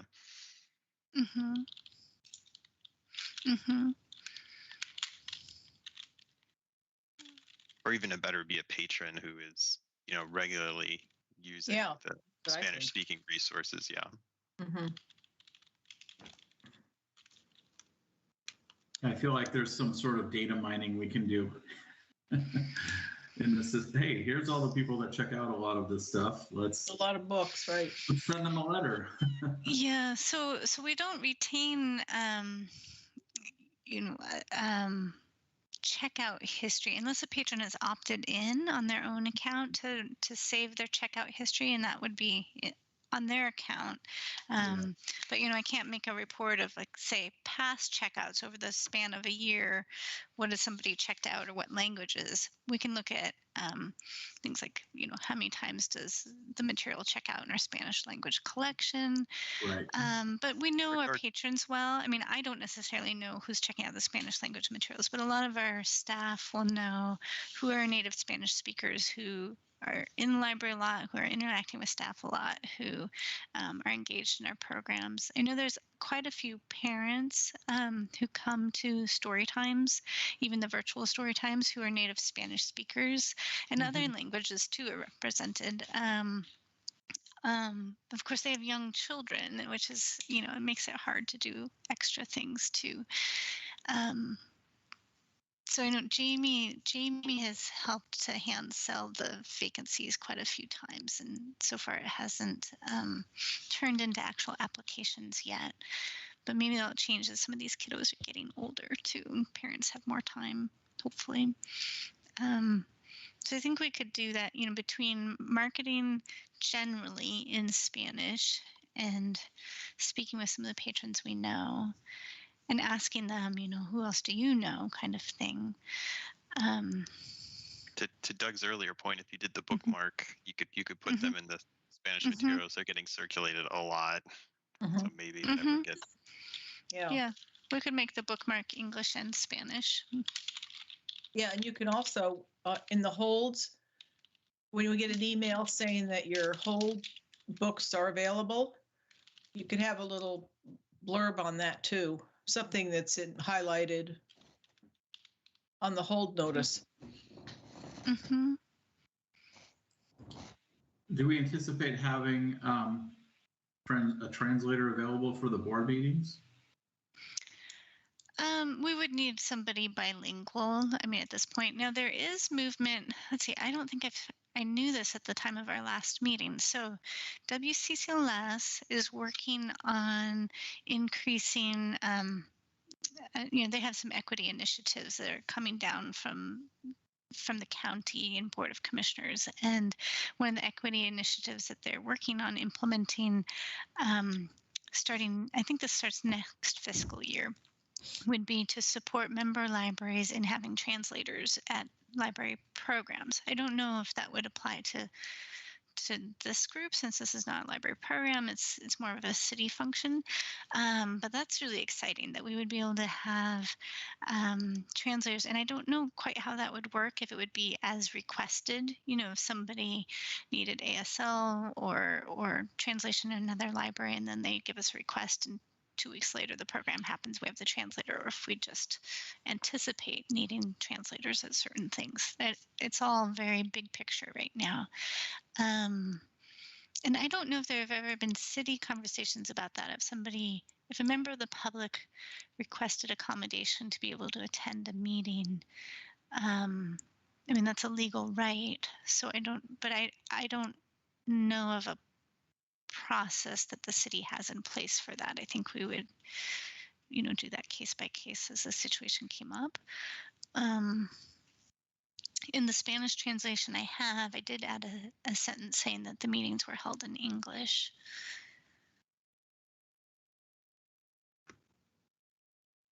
I feel like, did that answer all the questions that are out there right now? I feel like I kind of trailed off and maybe didn't answer everything.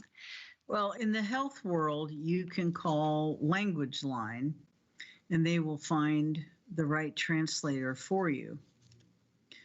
If you're like in the emergency room and you need help, or you're at your doctor and you need help, you can call Language Line, and Providence uses it. It's very good service. The courts use it.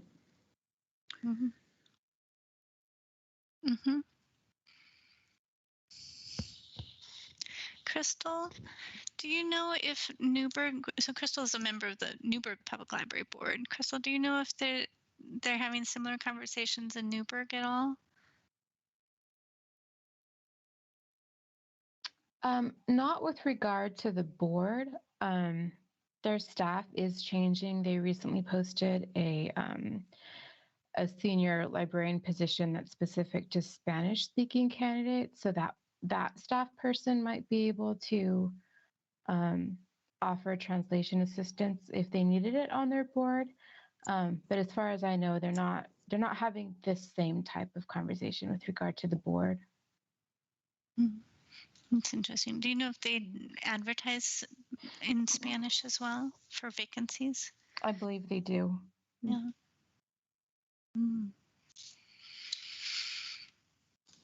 Interesting. Good ideas.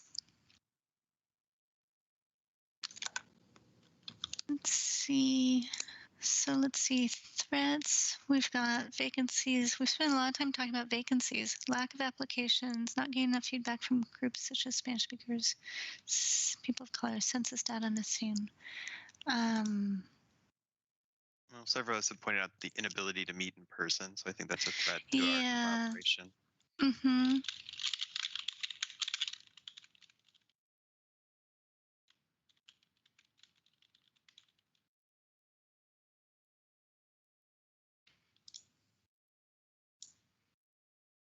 Yeah, good, thank you.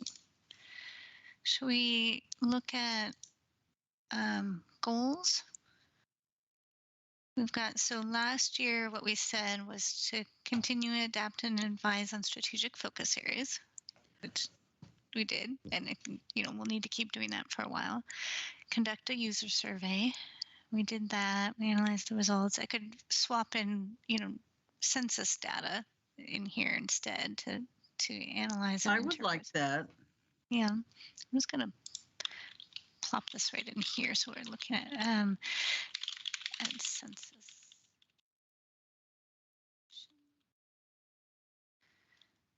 And then we had launched new strategic plan, which I think, this was written when I was feeling more optimistic that the pandemic would,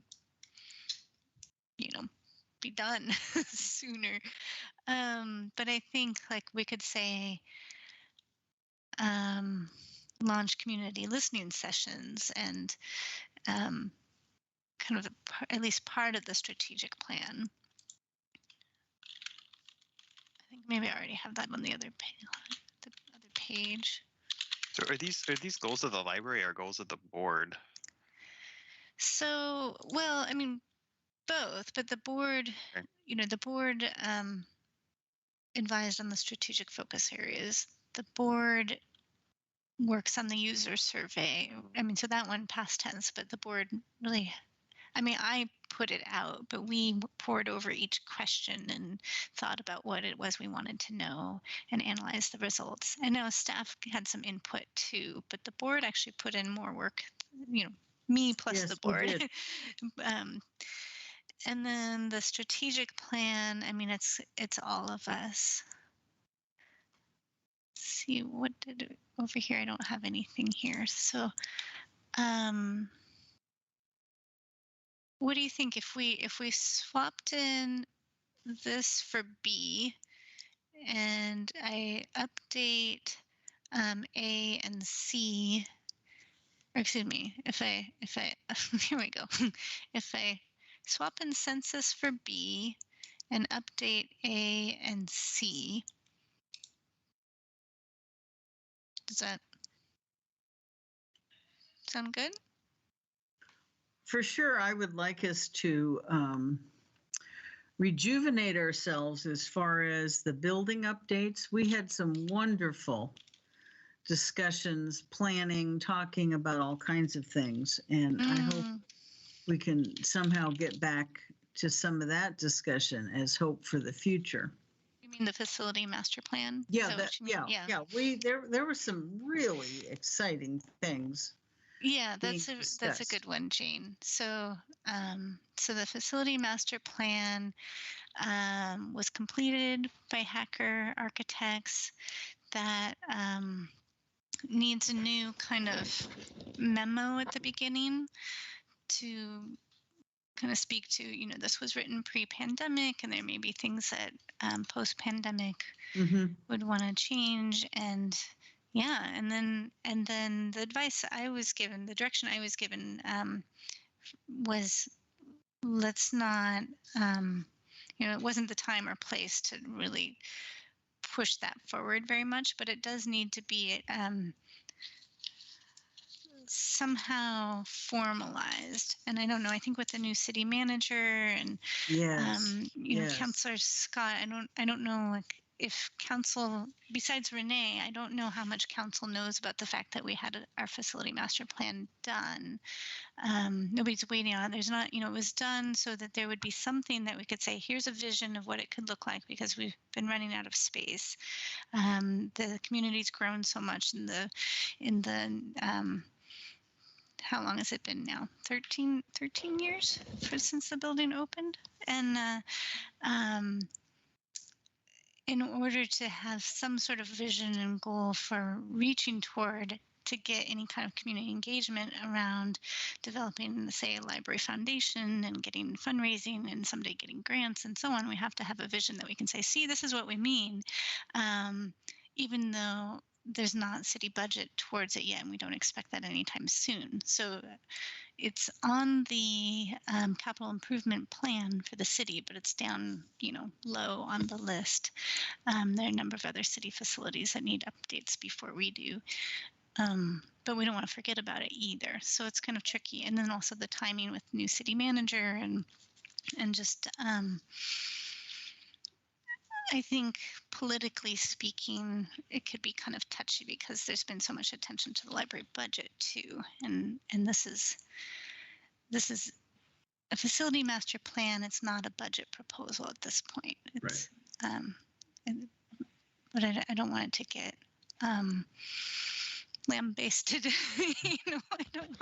I don't want us to not have a vision just because we don't have budget now, even though we need to have a vision in order to get budget someday. Yeah. And in order to have people get excited about creating the library foundation, for example, I need something exciting to work toward.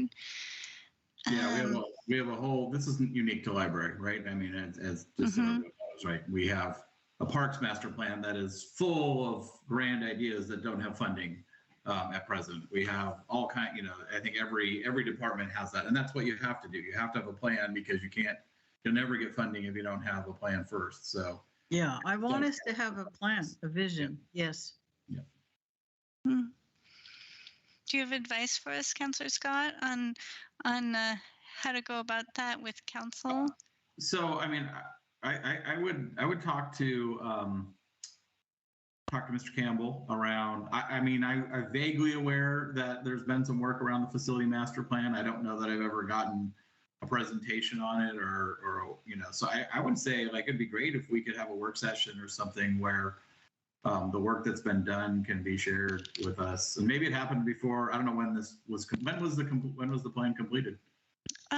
Right before the pandemic. Okay, so maybe there was going to be something and it got derailed, or who knows. Yeah, there was going to be, and then it just seemed like, oh, that doesn't make sense now. And then it seemed like with everything going on with the budget, it didn't seem like the right timing.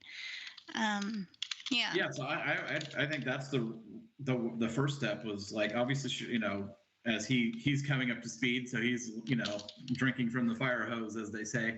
But I'd love to have it at a council work session where we can see the work that's been done, and oftentimes that's just where some of the stuff starts, is just a sharing session, right, where we can learn and then go from there.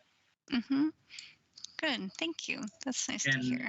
Yeah, and I'm, if I recall correctly, he can put anything on the agenda. So if for whatever reason he doesn't want to, then any three counselors can put something on the agenda as well. So if I don't know why he wouldn't. I'm just saying, if you get roadblock there, talk to Renee, and then she can round up a couple more of us. I would certainly support it. I have a hard time imagining we wouldn't find another counselor who would want to see this at a work session.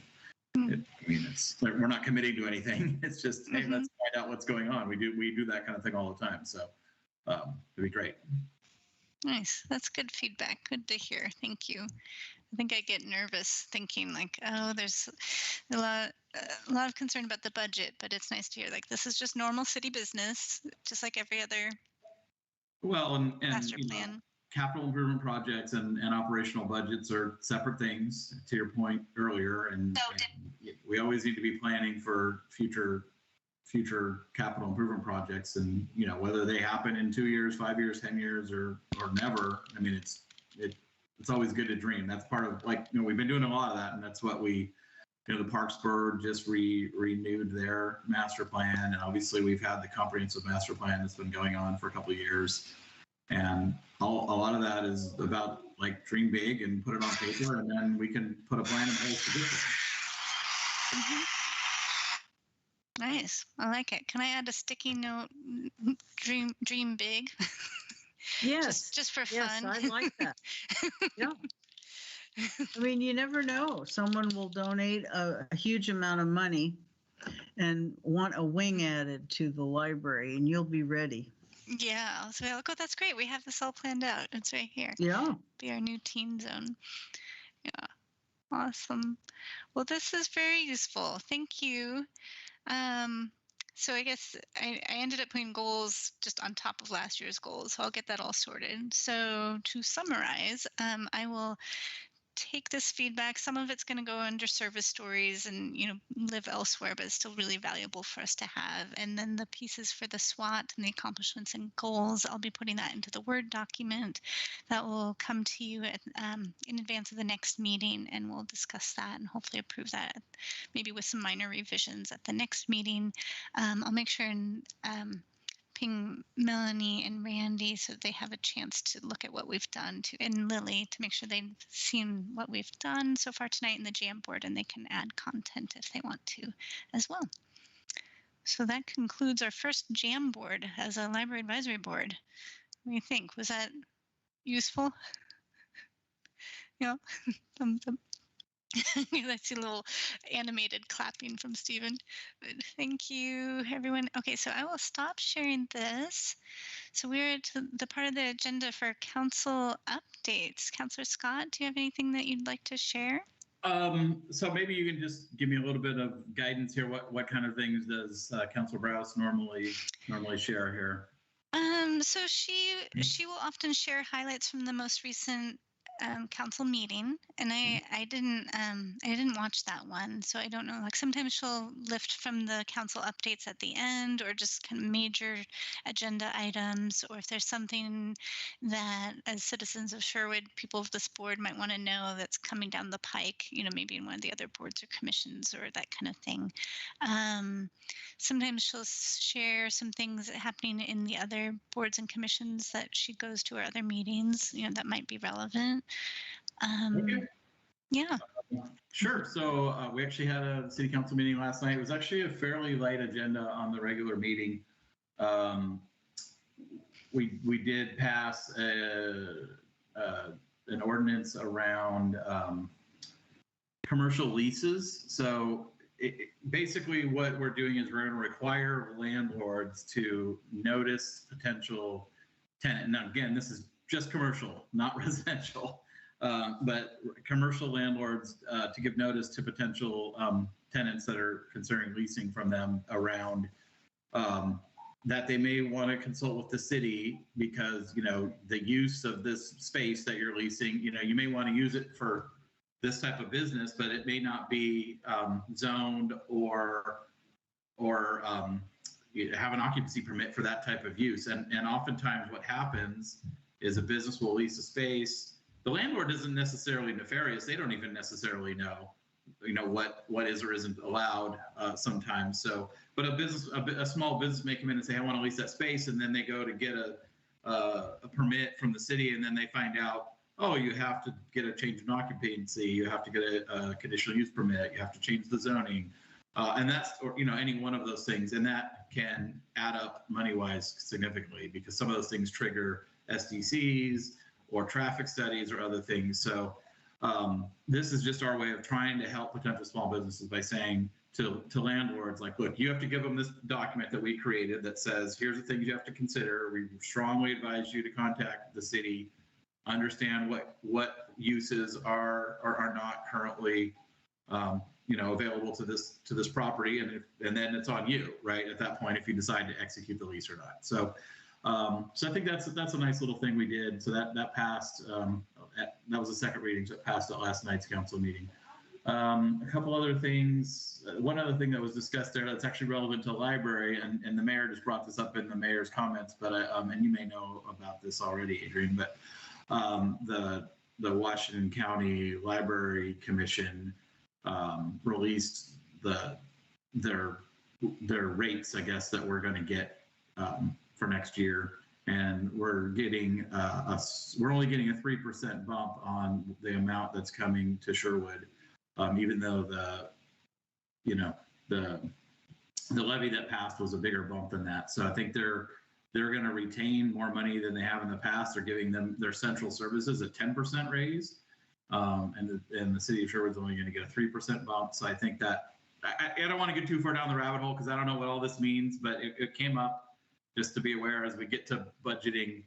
That's something that will probably come up again, I'm sure you know.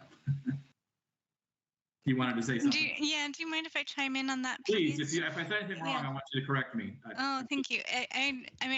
I spoke with Kristen this morning about it, and I had spoken with Lisa Tattersall, the director for Washington County Cooperative Library Services, this morning too, about, so there was a meeting with the Board of County Commissioner, the chair of the Board of the County Commissioners and the mayors. It's a regular monthly meeting, and so our mayor was at that, and that's what you're speaking of. That Mayor Mays shared some information that was shared at that. I think there might be in my opinion, a misunderstanding of the figures. So the 3% is accurate. That's what we were expecting. The levy, we're in a 5-year levy cycle right now, and at the beginning of the levy cycle, and as it was being developed, we expected a 3% bump every year. It was never. The current levy is a renewal of the rate. It's not an increase. WCCLS, like every company, anybody that's hiring staff or retaining staff and paying wages knows that the costs of personnel is going up every year more than 3%. So that's true for WCCLS, just like it is for any of us member libraries in the cooperative. WCCLS has a contingency fund that has historically been 4 months worth. This part wasn't shared at that mayor's meeting, but part of the Board of Commissioners and Executive Board for WCCLS, which our city manager, it's been Kristen as our rep, did advise and say, yes, it's okay to go down to 3 months worth and release that extra month. And so that is helping to pay for some of the increase in costs of doing business at WCCLS, so they can continue to provide services to the member libraries. And that's also helping to offset some equity initiatives that are happening at the county. That's my attempt at a short version. So the 3% is true. I think there's some risk of misunderstanding if you say that WCCLS is retaining more, because it's not that they're retaining money that we would have gotten, if that makes sense. Yeah. Okay. Thank you for letting me barge in. Again, I was hesitant to even bring it up because it's just, as you said, it's just the mayor's read on the situation coming out of a meeting he was at. So, but I do think the point that you make actually is a good one, because as we deal with every year in council and on in our budget, when we have to adopt an annual budget, this is not just a library issue. It's across the city.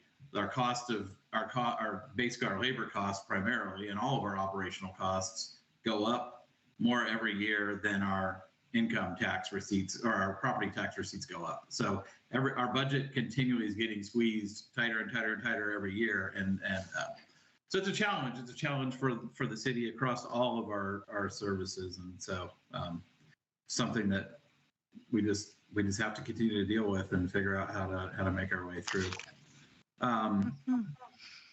It looks like Jane has a question. Jane, is your question for I want to hear Scott? about chickens.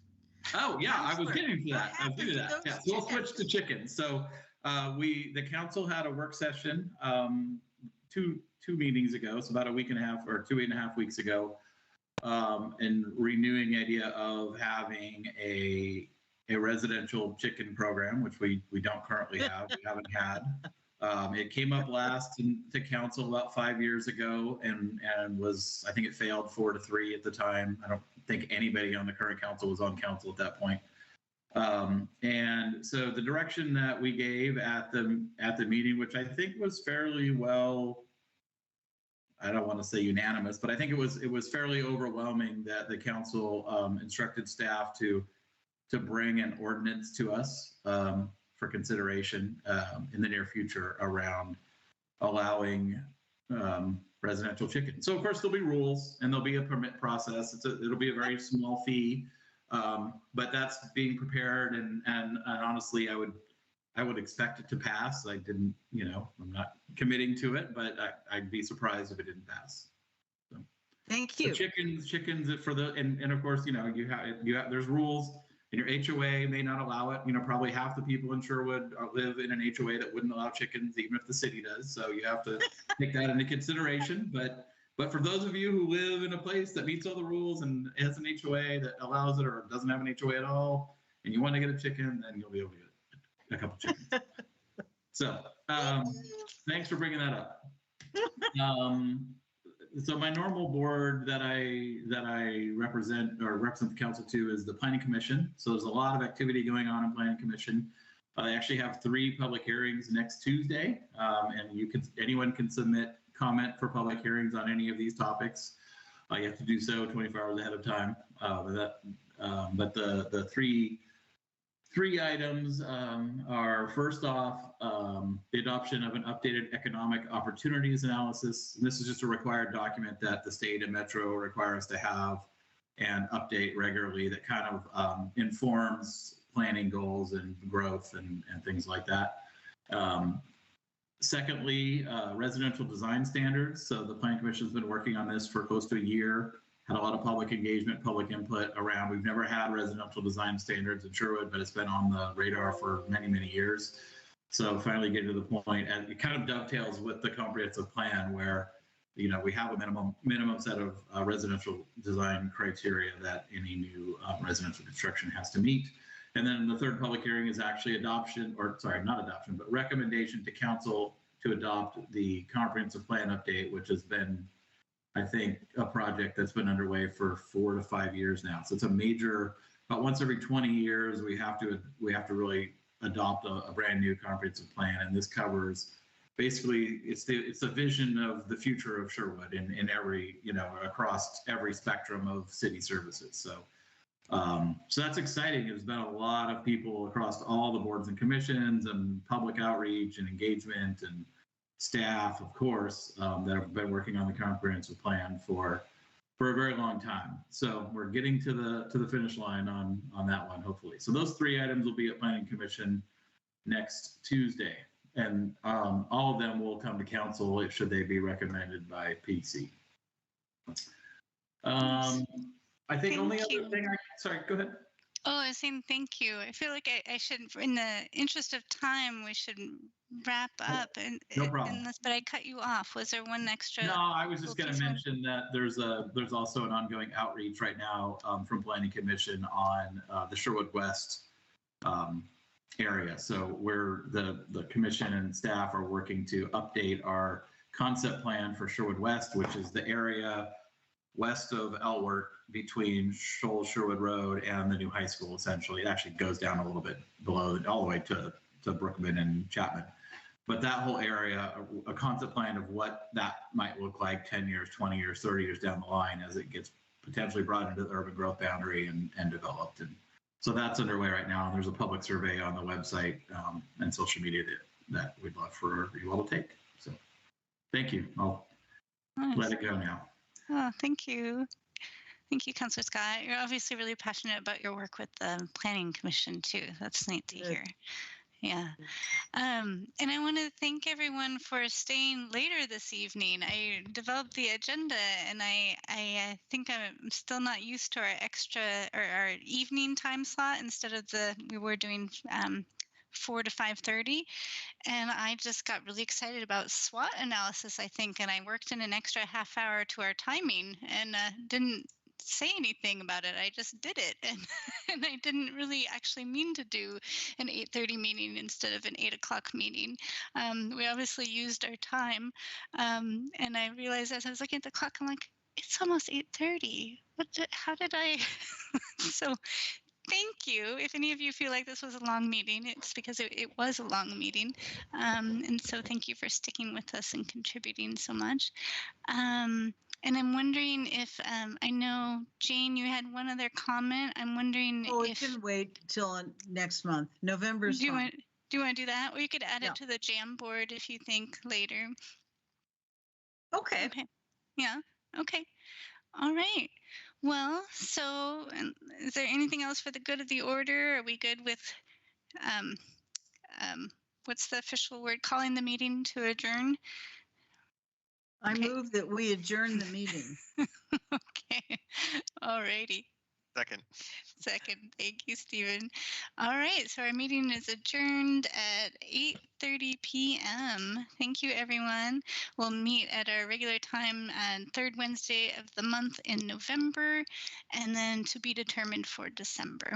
So thank you and have a wonderful evening.